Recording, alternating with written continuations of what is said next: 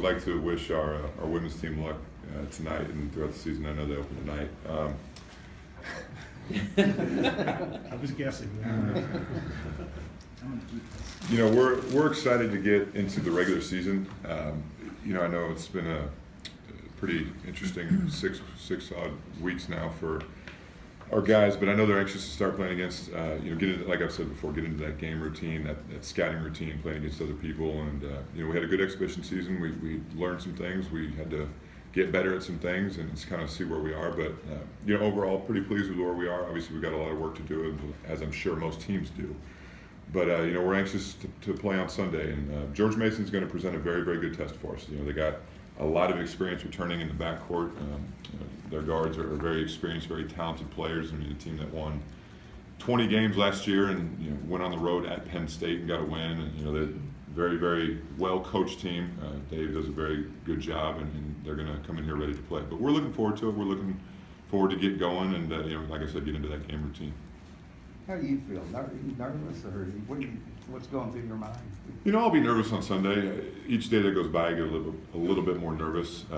You know, now I'm nervous for, I guess, the right reasons. And what I mean by that is it's more win-loss nerves than, okay, I've never done this before nerves. You know, obviously it's a real game now, but I have the 2 exhibition games under my belt from a coaching standpoint to at least say, okay, I've done this before. But you know, I just want to make sure our guys are ready to go. I know they will be, but you know, we're getting there. I'm sure Sunday morning I'll be, you know, pretty amped up and pretty jittery. But you know, as long as our guys are ready to go, that's all that matters.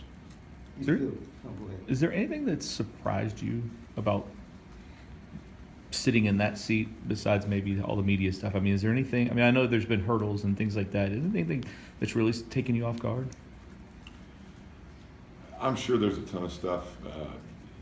You know, I've been fortunate enough, obviously, to be a big part of this program for a while now, so I'm pretty familiar with how everything works. Obviously, I've known a lot of you guys for a long time, but the familiarity standpoint from athletic department, university, team, all that, obviously, was a very smooth transition.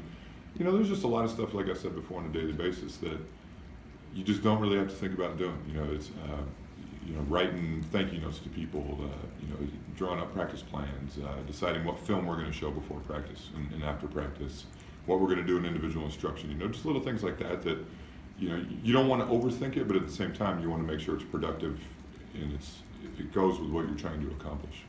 Does it still seem weird? I read somewhere where you said it felt a little weird just a couple of weeks ago to be in this position. Does it still feel that way? I mean, you still kind of thinking, you know, what's this little bizarre? Yeah, I mean, it's almost like being a freshman in college again. As crazy as that sounds, just because you've never done it before. You know, obviously, like I said, being part of this program for so long was a huge bonus. You know, if I was an assistant coach at a school I'd never been to, and all of a sudden this happened, I mean, that obviously it would have made things a lot harder. But you know, I'm just trying to focus on coaching the basketball team. You know, I really am not trying to consume myself with anything else, and just trying to take it day at a time and get these guys better and get them prepared for what we need to do. You know, when this is the fun time of year when you get into, okay, George Mason is going to play this style. Well, you know, Nebraska Omaha might come in here and play a completely different style. So it's the game planning side of things is starting to take over, and that's what's fun about it. Do you sit the guys down or talk to them as a group about, okay, roles that you are going to define? You know what I mean, the older guys know, but maybe the younger guys, they don't know how many minutes they're going to get. Yeah, we do. I've spent time with them. Trent and Greg and RJ have spent a significant amount of time with them, just, you know, explaining to them how freshman seasons can be and what they need to do. But, you know, these young guys, you know, for example, obviously Jordan didn't play a lot against Kentucky Wesleyan first time out. So he came to me and said, what do I need to do? What do I need to work on? And I told him, I said, you know, you gotta focus on doing more than just shooting the basketball. You gotta rebound, you gotta defend, you gotta do those kinds of things. And what did he do the next 5 days in practice? He worked on those things. Therefore, he was rewarded for it, and he got to play 15 minutes at night. So they understand that if they don't get in a game, or at least through the first exhibition games, that there's something they need to work on, and they're focused on working on it. And that's a really, really good sign. I think it shows maturity on their part. It shows a willingness to learn. You know, because a lot of freshmen, if they don't play or if things don't seem to be going well for them, you know, that their attitude might drop. But these guys, it hasn't been like that at all. Did you have the same experience with Malik after Tuesday? Yeah, we were off Wednesday. Yesterday was our first practice back, and it was one of his better practices in a while. But again, it's the same thing. You know, he talks to Coach Johnson, he talks to me, he talks to Greg and RJ, and you know, they want to know what they need to do to play, and that shows a lot. I mean, it really does, because a lot of times freshmen might come in and say they just expect to play, and if it doesn't go that way, they're going to hang their head. But you know, these guys understand that there's competition for playing time, and it's got to be earned. You know, you have coaches that can do that. Do you maybe use VJ King in that role, David? Because obviously VJ last year admitted he had an up and down season and didn't go as how he thought it would go. Yeah, and that's where in the locker room, those older guys, especially a guy like VJ, even a guy like Ray or Dang when they were freshmen, you know, and Austin didn't play very much when he was a freshman, just helping those guys through this. I think just the experiences of those guys going through a freshman season, like I said before, it's not easy to do. I don't care what program you're at. It's tough to be a freshman because there's so much learning curve. But you know, those older guys have done such a good job with making practice competitive and getting after the young guys, but at the same time picking them up and helping them because they know that we're going to need them. I mean, we can't play with 5-6 guys this year. I mean, we have to have 9-10 guys ready to play. So it's been great to have that leadership. You said on media. The other night you really kind of focused on 8 guys. Do you anticipate early on that's kind of the case, or are they going to dictate that with how they practice?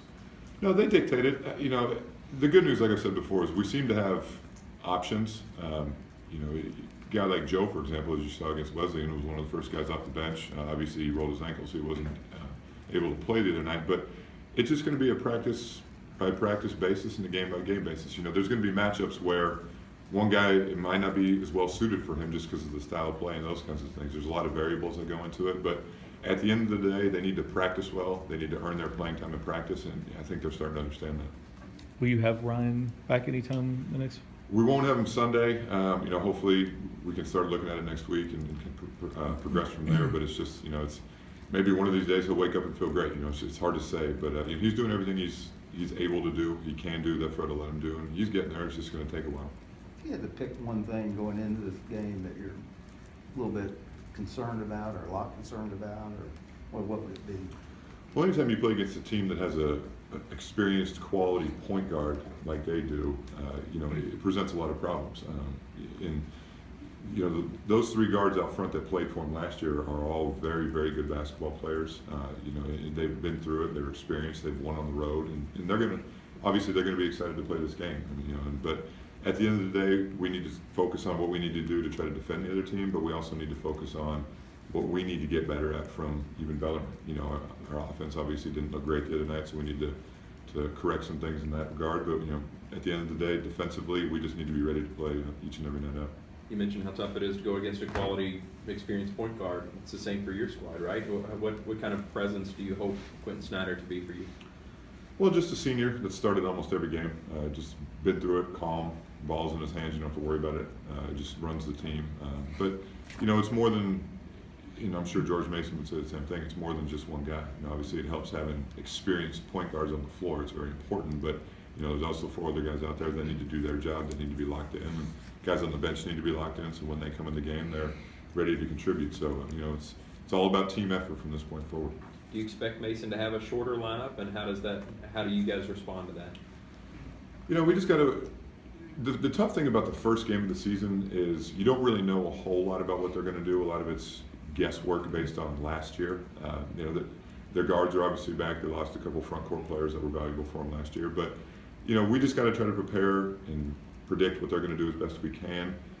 Each team's going to present challenges. You know, this team's a little bit smaller than we are. But at the same time, you know, we have a size advantage. So, you know, we got to look at ways to try to take advantage of that. But, you know, we just got to prepare the best way we see fit to try to stop what they're going to do. And, you know, I'm sure they would say the same thing. Will you get a chance to use tonight's game at all? They play Lafayette tonight. Yeah, you know, it's just a matter of time before we can get the film. You know, it's like I said, we're trying to prepare so far, at least through today, based on what they did last year, and go from there. And you know, if we watch the game tonight and it's something completely different than what we expected, we'll figure it out at that point. But you know, we're spending 3 days to get ready for them, and then you know, once that game's over, we'll spend a couple days getting ready for Omaha and just taking it one day at a time.